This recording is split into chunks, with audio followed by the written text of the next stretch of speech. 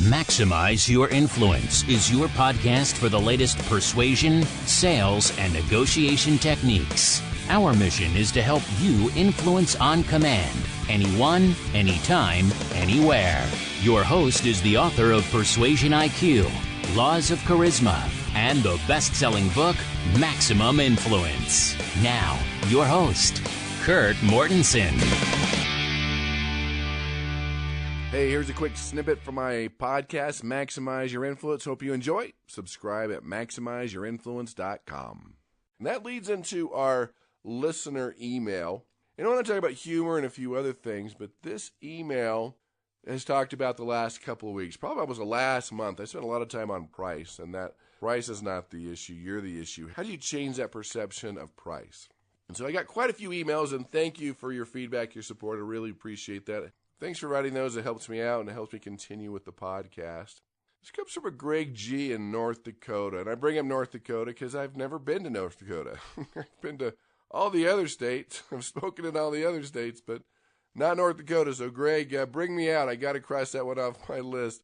I need to get to North Dakota. And this is what Greg says. I really, I don't read all the reallys, loved the podcasts on price. And for those that haven't listened to those, go to influenceuniversity.com and get access to the archives.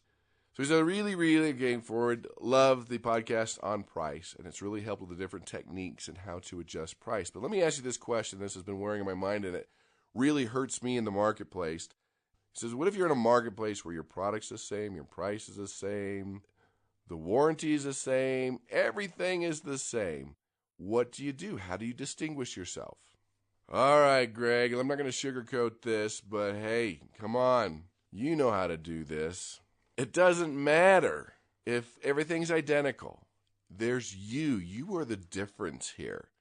You are the one that's going to make the difference. You're the one that's going to use a sense of humor, and they like you more, and they're going to go with you. Talked about the CEOs that I've interviewed where everything's equal. I'm like, well, why did you go with them? The price was the same. Almost everything was the same. Like, well, I liked them more. So now we got to come back to you, your likability, your humor, your service. This is the key factor. Provide more, do more, get them to smile more, get them to like you more. That's what makes a difference. That is huge when we talk about doing this. And let me give you a few tools to be able to do that. We've talked about one, humor, smiling, get them to like you, your likability, empathy. I'll put it all in that category. That's something that you can do and that you can work on. Because you have to ask yourself, are they comparing you to a used car or a Rolls Royce? Are they comparing you to a Motel 6 or a Ritz-Carlton? I mean, they both have beds. You're both sleeping, but the service is different. The expectations are different. Are you hungry? Do you go to McDonald's versus a Ruth Chris? Have you been to that steakhouse? Completely different. Now, obviously, the price is different too, but you could go back and look at your service and how you help them and how you make the difference. So if you can show a little respect, empower others, and as Ralph Waldo Emerson said, men, of course, or women are respectable only as they respect. And even within an organization, you look at leadership, companies that value pro-people practices, they show respect, they perform better. They get 40% more overtime, less sick days. And when you look in the workplace, it's about the relationships. When you look in the influence world, it's about the relationships, showing respect. It's a critical factor to what you do. So if you want to put yourself above the competition, show a little respect. Very contagious. People are hungry for it. And you're not there to criticize other people. That's a big part of respect that people don't realize is that they want to criticize a competition or criticize a boss or a coworker.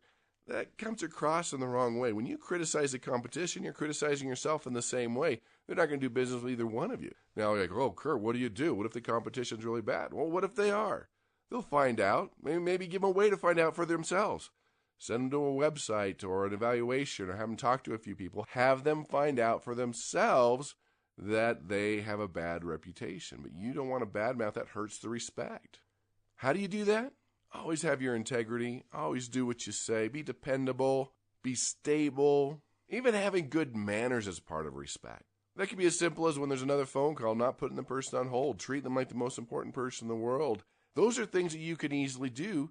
Then people will like you more and want to do business with you because you show them basic respect. People are hungry for it. That makes a difference. And here's the key factor. Even if your product's more expensive than the competition, they're going to go with you because you're going to serve them. You make them feel better. You're showing them respect. You're a human being. You have integrity.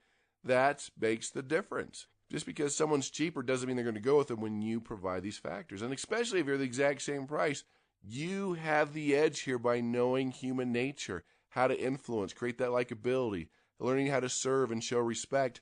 That makes a difference, and we forget about that a lot of times where we think it's just about the features. No, what are the benefits about you and working with you?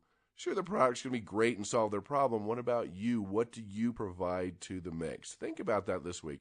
What do you provide that's different than everyone else? How can you serve them more than anyone else? How can you respect them more than anyone else? How can you get them to laugh more than anyone else? That makes a difference.